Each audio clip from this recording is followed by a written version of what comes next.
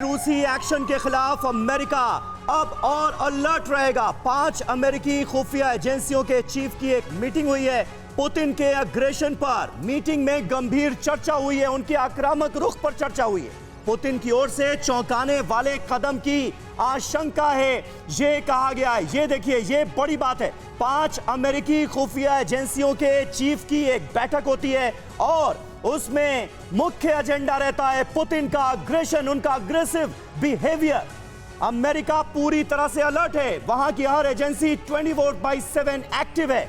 हम जो तस्वीर आपको दिखा रहे हैं ये उसी का सबूत है, जब अमेरिका की 5 बड़ी खुफिया एजेंसियों के चीफ एक साथ बैठे और इस वक्त जो चैलेंज सबसे बड़ा है उस पर की चर्चा।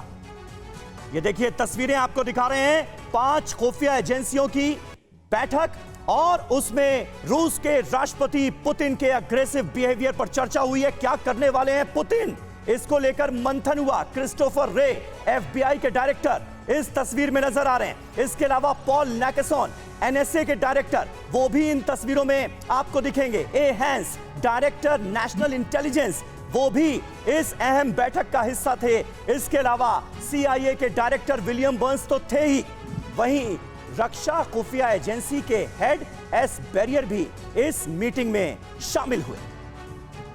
बिल्कुल, और सबीर, बार बार ये अमेरिका की तरफ से कहा जा रहा है कि एक ऐतिहासिक खतरा है, ऐसी स्थिति जो है बहुत ही गंभीर है। क्या खतरा बता रहे हैं अमेरिका के जो खुफिया रिपोर्ट्स हैं वो भी देख लेते हैं जरा। अमेरिका को पता चला है कि रूस का लक्ष्य सिर्फ यूक्रेन नहीं है, यह दावा किया जा रहा है। अमेरिका का दावा है कि दुनिया ऐतिहासिक संकट के मुहाने पर है। क्या रूस और चीन मिलकर दुनिया पर कब्जे की होड़ में है? अमेरिका ने खुद को न्यूक्लियर वॉर के लिए तैयार कर दिया है।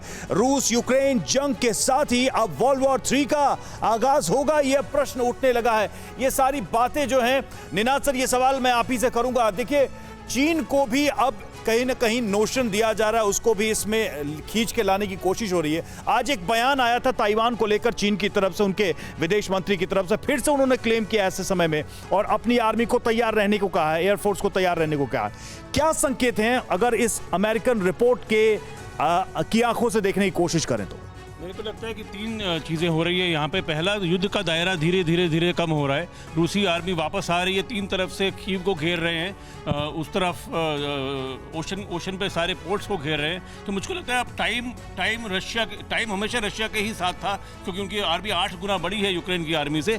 तो अब ये जो युद्ध का दायरा जैसे जैसे घट रहा है तो अमेरिका को लग रहा है कि हमें प्लान बी चाहिए होगा। कल अगर आपको याद हो तो अमेरिकन डिफेंस सेक्रेटरी ने कहा था कि we will look beyond Zelensky, हम ज़ेलेंस्की के आगे भी देख सकते हैं। तो पहला मुद्दा ये है। दूसरा मुद्दा ये है, इसको एक तरह से न्यूक्लियर, अंग्रेजी में न्यूक्लियर ब्रिंकमैनशिप कहते हैं, कि जब व्लादिमीर पुतिन ने अपनी न्यूक्लियर अम्ब्रेला खोली तो अमेरिका बता रहा है कि टेक्नोलॉजिकली उनकी कैपेबिलिटी भी एडवांस है, वो सो नहीं रहे हैं। नहीं, तो आप कह रहे हैं कि अमेरिका, मैं कहना ये चाहूंगा कि अब जो दायरा है इसमें 2 चॉइस हो सकते हैं। अगर यूक्रेन जल्दी से फोल्ड अप हो जाता है, जल्दी हारता है, तो शायद सीमित रहे। पर अगर ये और चलती है तो जिसको कहते हैं फॉग ऑफ वॉर अंग्रेजी में, कि देखना मुश्किल हो जाता है कि कौन कहां जा रहा है, और उससे खतरा बहुत ज्यादा यूक्रेन से आगे भी जा सकता है। क्या ये खतरा कहां तक जाएगा? अमेरिका किस तरीके की बातें समझ रहा है? आप पुतिन का गुस्सा, पुतिन गुस्से में कुछ भी कर सकते हैं, और ये जो डिस्कशन चल रहा है 5 बड़ी एजेंसीज के डायरेक्टर हेड्स इसमें शामिल है। अमेरिका क्या प्लानिंग कर रहा है सर, क्या लग रहा है आपको? जी, इसमें ऐसा है, जो पुतिन का नरम रुख, ज़ेलेंस्की का नरम रुख आया है, उससे मुझे लग रहा है अमेरिका को टेंशन हो गई है। क्योंकि अगर अमेरिका इस युद्ध में रशिया को सक्सेस मिलती है तो नेटो और अमेरिका की इतनी बड़ी किरकिरी दुनिया में उनकी क्रेडिबिलिटी ज़ीरो। तो अब वो जो है इसको देख रहे हैं कि किस प्रकार से कोई प्लान भी किया जाए, क्या और तरीका आप ये कहने की कोशिश कर रहे हैं कि अमेरिका चाहता ही नहीं है कि फिलहाल रूस और यूक्रेन की ये जंग खत्म हो? बिल्कुल, मैं तो, क्योंकि जितनी लंबी चलेगी रशिया को प्रॉब्लम होगा, जंग खत्म हो जाता है, रशिया जीत जाता है, तो समझिए अमेरिका की दुनिया में क्या स्टैंडिंग रह जाएगी। ठीक है, द्विवेदी जी कुछ ऐड करना चाह रहे हैं? देखो, सबसे पहले तो मुझे लगता है कि पुतिन की जो मुश्किलें बढ़ गई हैं, तो जिस तरह उन्होंने प्लानिंग की थी वो अपने लक्ष्य तक नहीं पहुंच पाए हैं।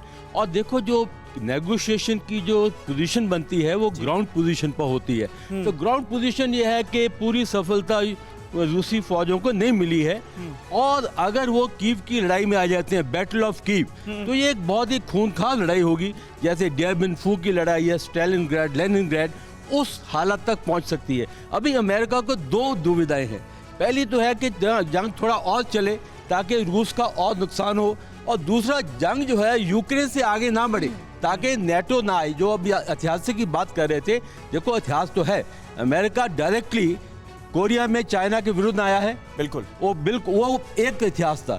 बाकी प्रॉक्सी वॉर्स हुई हैं, चाहे वियतनाम ले लो, आप मिडिल ईस्ट ले लो, वो टक्कर सामने आमने सामने नहीं हुई है।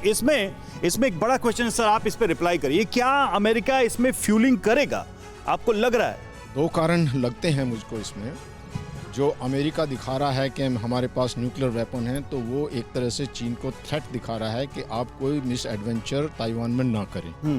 दूसरी बात यह है कि इसमें अभी क्लियर कट अमेरिका एक फ्यूल डाल करके लड़ाई को कम करना चाहता है, बढ़ाना चाहता है। और अब इसमें जो है जेलेंस्की को जब अपना उन्होंने मन बना लिया है कि जी हम जो है नाटो में भी नहीं जाएंगे जिसमें हमें नहीं ले रहे हैं, और जो क्रीमिया है और जो ये डॉनबास के चीन का नाम लेके क्या अमेरिका एक तीर से दो निशाने लगा रहा है? चीन का नाम लेके अमेरिका निशानी नहीं लगा रहा। मुझे नहीं लगता कि अमेरिका इतना शक्तिशाली है कि चीन और रशिया को दोनों को एक साथ ले ले।